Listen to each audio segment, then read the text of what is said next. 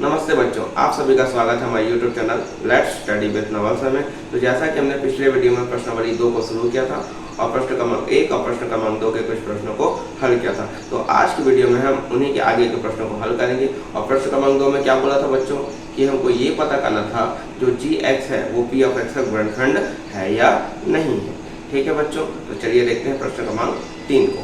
तो देखिए बच्चों, यहाँ पे क्या लिखा है g(x) बराबर x + 1।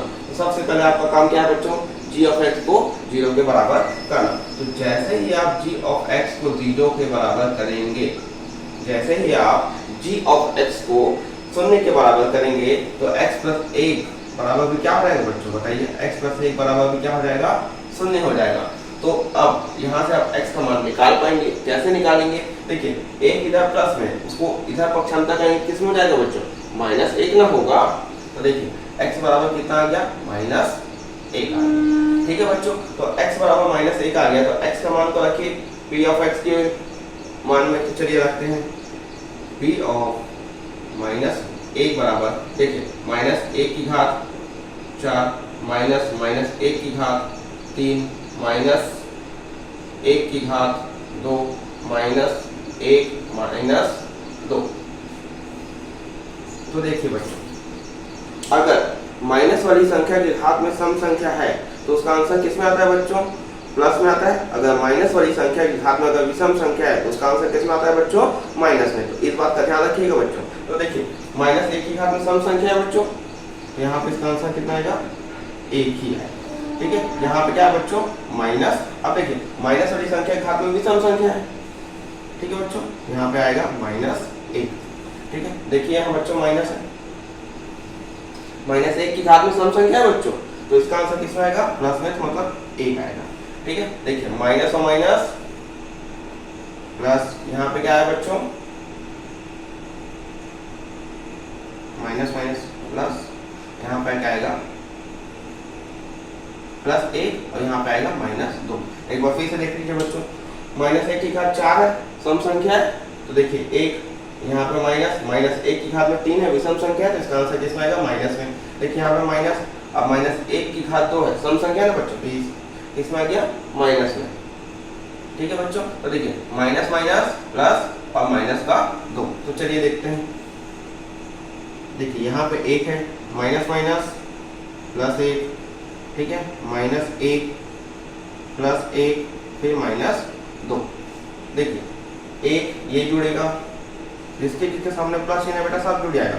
1 + 1 + 1, 1 को 3 बार जोड़ेंगे कितना है बेटा, 1 को 1 से जोड़ेंगे 2 और 2 को 1 से जोड़ेंगे तो 3 आ गया, यहाँ पे आ गया 3। अब देखिए -1 और -2, माइनस माइनस क्या होता है बच्चों, प्लस, लेकिन चिन्ह किसका लगता है, माइनस का लगता है। तो इस बात का आप ध्यान रखेंगे। ठीक है, 1 और 2 3 हो जाएगा। ठीक है, तो देखिए 3 में से 3 जाएगा, क्या बचेगा बच्चों, 0 आया ना, 0। तो आप यहाँ पे लिख पाएंगे, अतः g(x) p(x) का क्या है बच्चों, g(x) p(x) का गुणनखंड है, गुणनखंड। ठीक है बच्चों, तो चलिए देखते हैं प्रश्न क्रमांक 4 क्या बोलता है।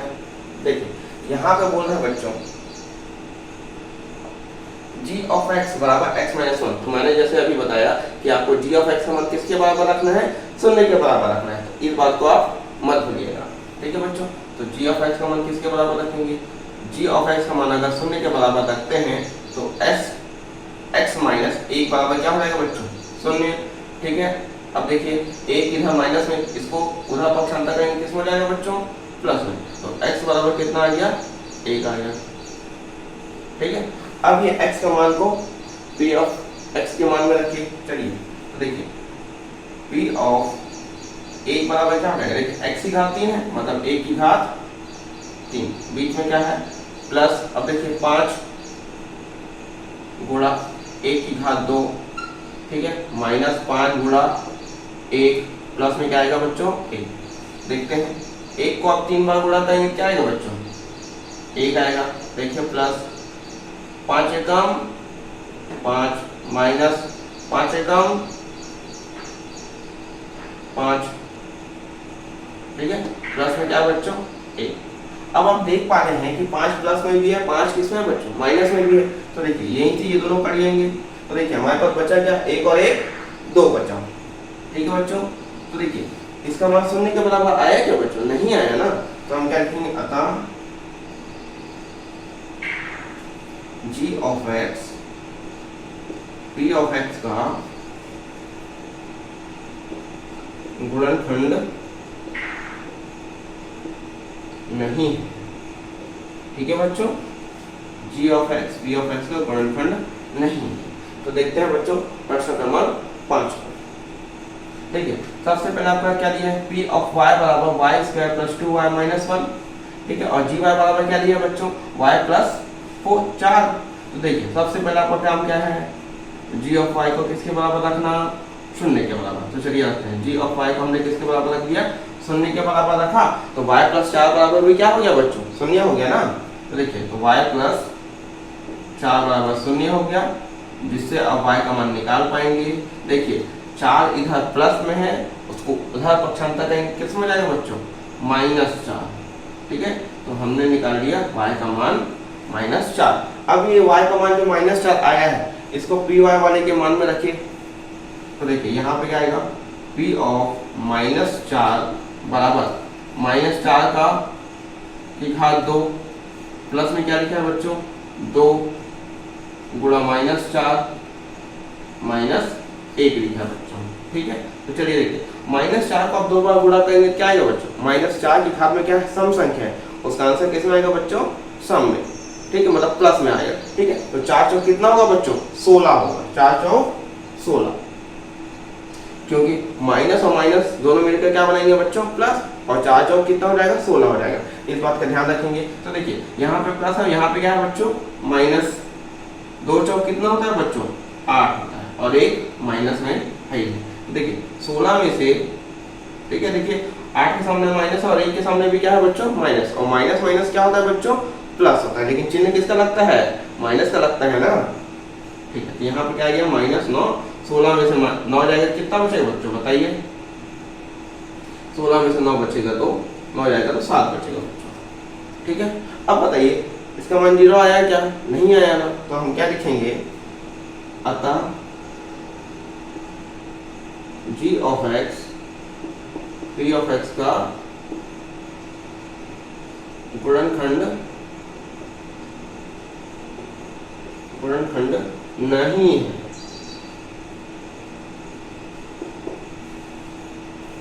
ठीक है बच्चों, तो उम्मीद करता हूँ कि ये तीनों प्रश्न आपको समझ में आए होंगे।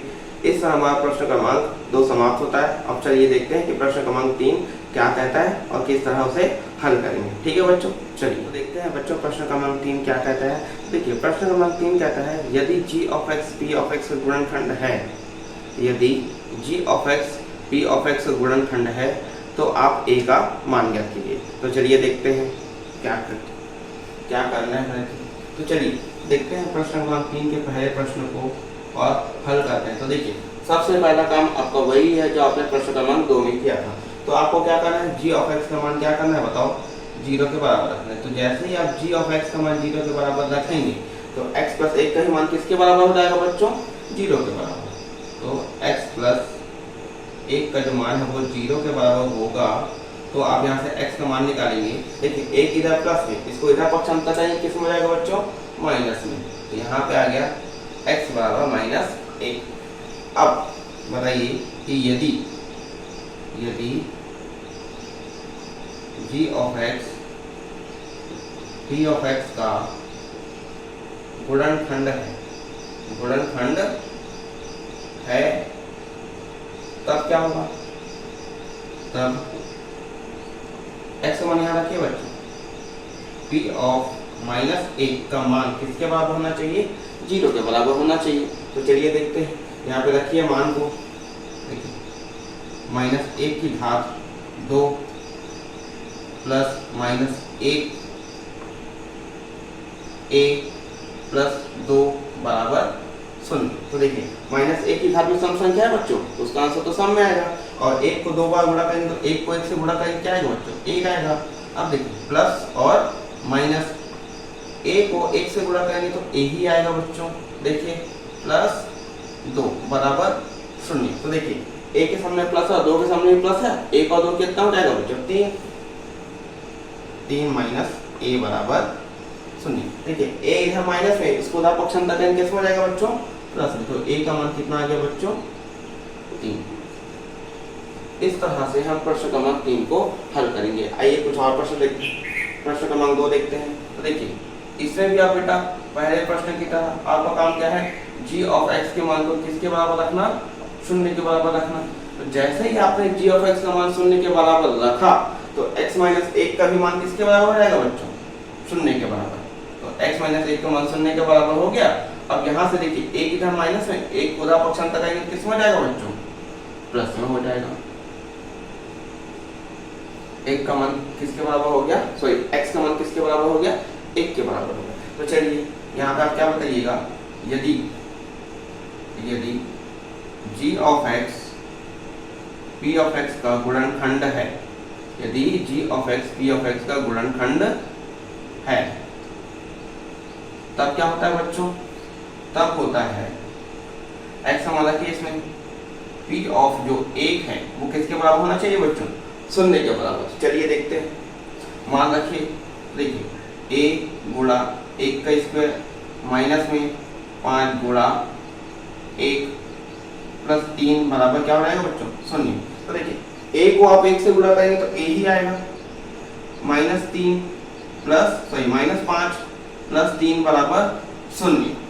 ठीक है, तो देखिए a को अगर 1 से गुणा करेंगे तो a ही आएगा, माइनस 5 है कम 5 प्लस 3 बराबर 3 बराबर 0। तो देखिए a तो सेम रहेगा, 5 के सामने माइनस है, 3 के सामने प्लस है, तो माइनस और प्लस क्या होता है बच्चों माइनस होता है। तो 5 में से 3 जाएगा तो 2 बचेगा बराबर 0। तो a का मान कितना आ गया बच्चों 2।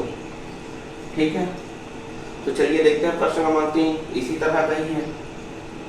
तो देखिए सबसे पहले इसमें भी आपका काम क्या है बच्चों, g ऑफ x को किसके बराबर रखना 0 के बराबर। जैसे ही आप g ऑफ x को 0 के बराबर रखे तो x प्लस 2 का ही मान किसके बराबर हो जाएगा 0 के बराबर। अब यहाँ से आप 2 का x का मान निकाल पाएंगे, तो 2 इधर प्लस में उसको उधर पक्षांतर करेंगे किस में जाएगा बच्चों माइनस में होगा।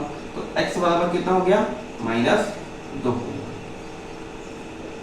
ठीक है, x बराबर क्या हो गया बच्चों 2 सॉरी माइनस 2 हो गया। तो चलिए g of x p of x का गुणनखंड है तब क्या होता है बताइए, इस मान को उठाइए और इसमें रखिए, सॉरी इसमें रखिए। तो p ऑफ माइनस 2 बराबर क्या होना चाहिए बच्चों 0 होना चाहिए। तो आप देख लेते हैं यहाँ से x का मान कैसे निकालेंगे। तो देखते हैं, तो देखिए मान को रखिए माइनस 2 को, देखिए 2 गुणा माइनस 2 का घात 2 प्लस में 6 गुणा माइनस 2 प्लस a बराबर क्या बचा है बच्चों 0। तो देखिए 2 माइनस 2 को आप 2 बार गुणा करेंगे कितना आएगा बच्चों, देख रहे थे माइनस 2 को आप 2 बार गुणा करेंगे तो देखिए माइनस और माइनस प्लस 2 दूनी 4, मतलब यहाँ पे आया 4 प्लस और माइनस माइनस 6 दूनी कितना हो जाएगा बच्चों 12 प्लस a बराबर 0 हो जाएगा। ठीक है बच्चों, तो 2 चौक 8 माइनस 12 प्लस a बराबर 0। अब देखिए 8 प्लस में है 12 माइनस में है बच्चों। तो देखिए प्लस और माइनस क्या होता है माइनस होता है, लेकिन चिन्ह किसका लगता है बड़ी संख्या का लगता है। तो देखिए यहाँ पे आ गया -4 प्लस a बराबर कितना आ गया बच्चों 0। देखिए 4 इधर माइनस में, उसको उधर पक्षांतर करेंगे किसमें जाएगा बच्चों ये रहा a का मान आ गया +4। तो देखिए प्रश्न क्रमांक 3 को हम इस तरह से हल करते हैं। आइए इसके 2 और प्रश्नों को देखते हैं। तो चलिए देखते हैं प्रश्न क्रमांक 3 के चौथे और पांचवें प्रश्न को। तो देखिए बच्चों p ऑफ t बराबर क्या दिया है t की घात 2 plus 2at minus 2a plus 3। g of t बराबर क्या दिया है बच्चों t माइनस 3। तो आपका पहला काम क्या है g ऑफ t के मान को 0 के बराबर रखना। रखिए g ऑफ t के मान के 0 के बराबर। ठीक है, तो जैसे ही आपने g ऑफ t का मान 0 के बराबर रखा तो t माइनस 3 भी किसके बराबर हो जाएगा बच्चों 0 के बराबर। तो यहाँ से आप t का मान निकाल पाएंगे। देखिए 3 इधर माइनस में है, उधर जा किस में जाएगा प्लस में। तो t बराबर कितना आया बच्चों t बराबर आया 3। ठीक है, तो अब देखिए यदि g of t p of t का गुणनखंड है, यदि g of t p of t का गुणनखंड है, तब क्या होता है बच्चों,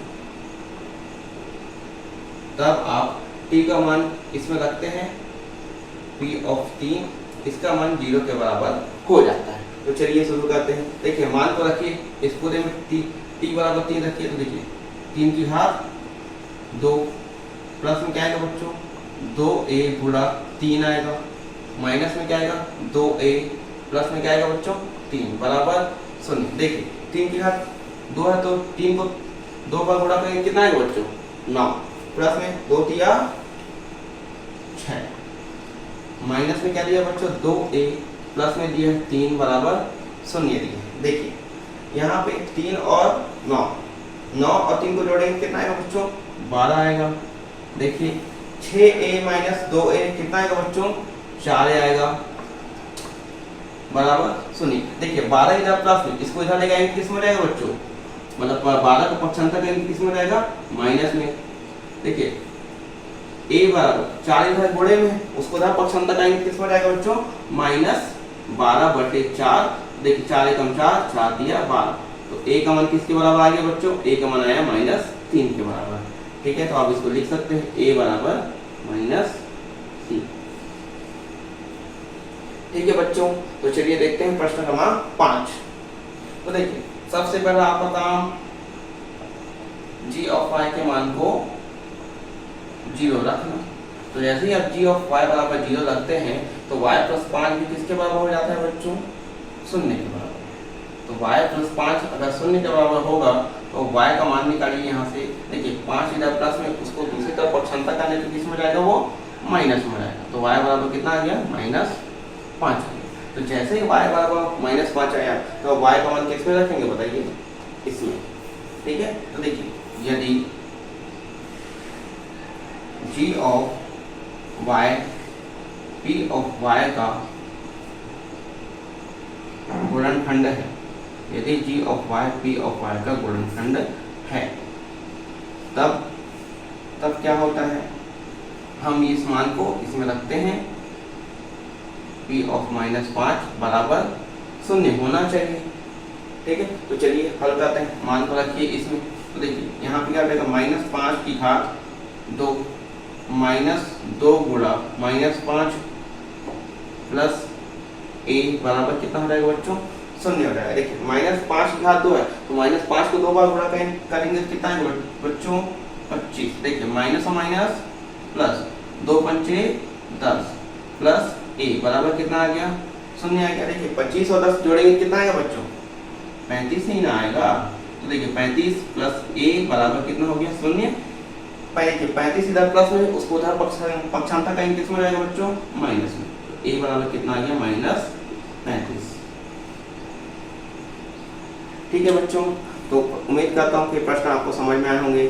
ठीक है, तो बच्चों आज के लिए बस इतना ही। ये वीडियो पसंद आई तो लाइक करें, अगर वीडियो से थोड़ी बहुत भी मदद मिलती है तो चैनल को जरूर सब्सक्राइब करें। मिलते हैं अगली क्लास में एक नए टॉपिक के साथ, नए प्रश्न के साथ। आज के लिए धन्यवाद।